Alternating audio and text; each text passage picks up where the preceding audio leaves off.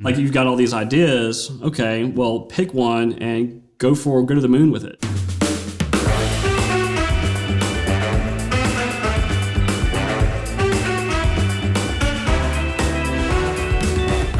So I would be remiss if I had, somebody like yourself in here and didn't at least get to hear one cool story of what goes on in your world. I mean, if you had to pick between your experience in television or movies or music videos or whatever, what's give me something funny or crazy or otherwise that you could share openly about. It's like a daily because thing, just to set the stage for people.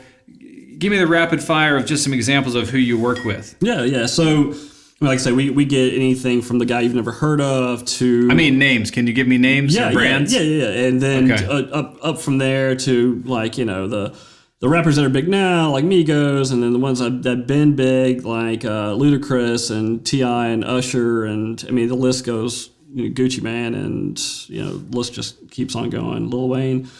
But then after that, then we get the people like we get Samsung in there for a number of days, or we'll get Coke or someone shooting something for Chick-fil-A. You mentioned Titan Games. Had Titan Games there for 11 days. We were their second unit stage for their contestant interviews, and they this is right when we basically not right. It was a year after we opened Studio 5, but because we had Studio 5.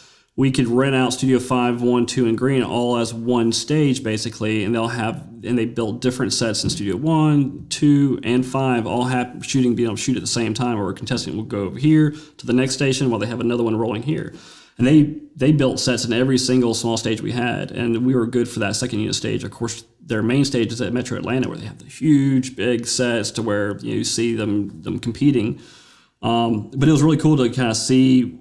the big ones we really learn on, and that was a big one. And we had already solved a lot of the problems, that they would have had before they got here, But at the same time, they might need this, that, or the other. So we had to be on our game to already have these solutions in place for when they needed them, And they did. They painted the entire floor for the 12,000 square foot stage, and they built all these awesome sets. And it was a big production for the smaller stage. But as a whole, Studio Space Atlanta is 20,000 square feet. So that gave them a lot of different areas to be able to utilize, and a lot of hair and makeup rooms and everything that comes with that as well. And we hosted them good. They weren't overcrowded. They didn't really run into issues of not having what they needed, and they're a professional outfit too, so they knew what they were coming into. But yeah, What would you say is like your coolest memory over the years? I know you've been in... Man, that's such a hard one, Kevin. I know. Give it to me. Let's go. 5 seconds. Buzzer's counting down. Top three then. Well, pick one. We had Catherine Zeta-Jones in there, and she had her specific needs. I won't say what they are, but her specific needs that she had. She was coming in for some promos for Queen America, which is a Facebook Watch show that I think they were shooting at Third Rail. Had the cast of Dynasty in there, John Walsh and Nancy Grace, and the list just goes on and on and on for who has been there. And it's cool when we have someone big in there, but it's not like we can snap a photo and say, hey, look who's here. Right. We don't do that. Yeah. We do not do that. Not saying in the beginning we didn't do that, but I had to learn that that's not the right thing to do. You got some photos going down your wall, but those aren't ones that from... So how we get those is if somebody else posts to social media about who's in here or whatnot, we'll take that post because it's already out there. We did not make that post go out there. Right. So that post is already out there. So we'll steal other people's Instagram photos or Facebook photos, and then we print them out and put them on the wall and say, hey, this is this person, in here. You've got... we got the Shaq in here, and there's a picture of him in front of the green screen for a Carnival Cruise Line commercial or whatnot. Yeah. But we don't take those photos. Yeah. We just, if someone else puts it out there, that's their own fault. They let that happen, or that's they had the right to do so. So we'll take that out and like repost that or print it out as a picture to put it on our hall. But we make it a strong point not to take any photos ourselves, and definitely don't post anything ourselves, because they're paying to be in here and to shoot, and they own this image. They own this look that they're going for, and we shouldn't be able to go in there and just snap. Oh, look at this cool setup, Right. Either with, we either do that with their permission, which we usually don't even ask because it's not that important to us. Yep. Or we'll take something that they posted, later on when it's already out, because we just posted about Titan Games, I think like last week or a week and a half ago, and we didn't we didn't post. They did that in February and March. Mm-hmm. So, we didn't post anything or had anything to post up until someone else posted something that they were in there because the show was already out and it was a different story. It's every day is something different. It's stark contrast for if it's a photo shoot or a corporate video or a commercial or a TV show. There's so many different aspects that go into it, and every day is different. That's one of the things that I hate and love about it at the same time. I love the fact that it's always different because it keeps me interested. Normally I have, when I was growing up, I had attention deficit disorder, and I probably still do. And it helps that things are different every single time, basically. Oh, yeah. That's the perfect job for that.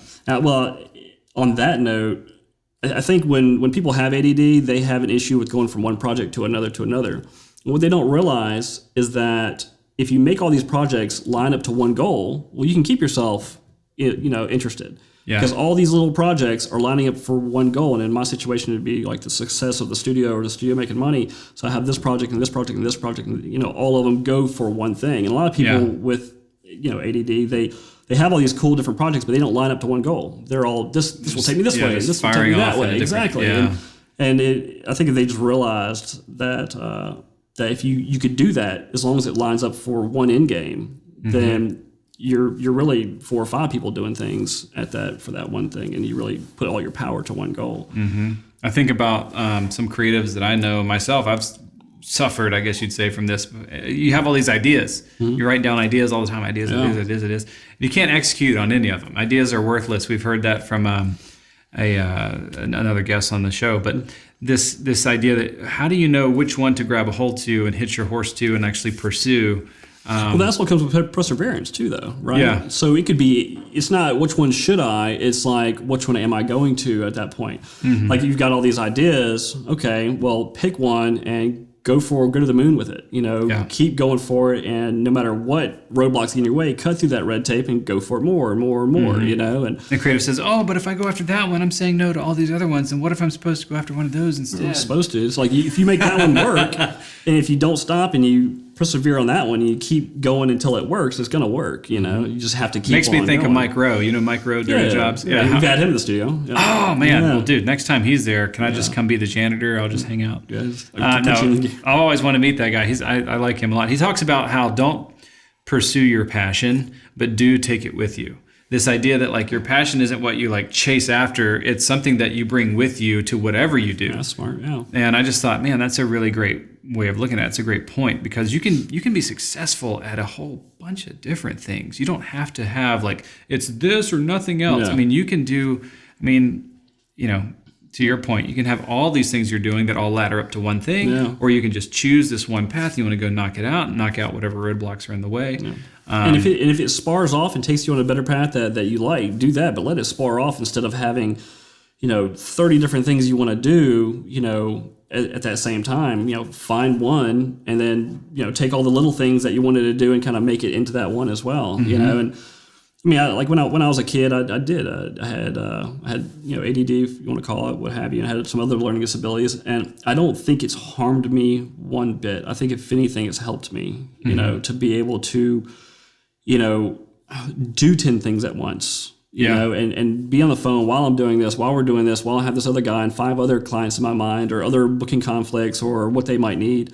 It helps me keep my attention to my job as a whole because I can do multiple things at one time and, I guess not screw it up at that point, But I guess, the question on the story, it's one of those things where so many things kind of flood into your head. You're like, oh, I don't know how to pick one of those, Sure. But we've had some, we've had some people bring in horses and owls that are around and different live animals. That's always cool. People ask me, hey, can we bring in a horse? I'm like, yeah, please. That's pretty cool. I want to see that. How are you going to fit them in the studio? Because I want to see how that works. But, they had it like in the small studio. And one time, which was really cool, we had 2 separate bookings. We had Usher and Young Thug in Studio 2 doing a music video, and then we had Gucci Mane in Studio 1 where they had painted the whole studio gold, and they brought a zebra into his. So we have 3 different high-profile artists in there, and on 2 different videos. They weren't on the same video. Usually when that happens, they're all on the same video, and they're just doing 2 different looks. It's not how it was working. And so Usher learns that Gucci's over there, and Gucci learns that Usher's over there. You know, so they kind of get together and kind of jump on each other's video. You know, and that was kind of cool. That is cool. It was a busy day that day, but yeah, it makes me want to go look that up. Yeah, and that was before our Studio 5 was even open, so we only had that Studios 1, 2, and Green at that time. So there was no like, hey, you can come over here too, and have plenty of room over here. Mm-hmm. But yeah, that was interesting. I don't know why. I was thinking you were going to say Usher found out that Gucci had this zebra, and so Usher wanted a lion. That would have been cool. Just like started like one up. I could have just said that. Like, who would have known? Oh, he's got an elephant over there, or he's got a saber-toothed tiger. They don't even exist anymore, but they made it happen. Yeah, like what was it on Scrooge? I always think about that on Scrooge, where they want to staple the antlers on the little mouse. Yes. On Bill Murray's movie. Oh my gosh! It's like, yeah, we just glued these these big fangs off this house cat. Saber-tooth. Yeah.